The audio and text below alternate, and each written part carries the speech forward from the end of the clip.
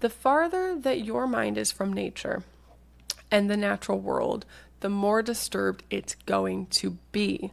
Think about our mind. We come from the earth.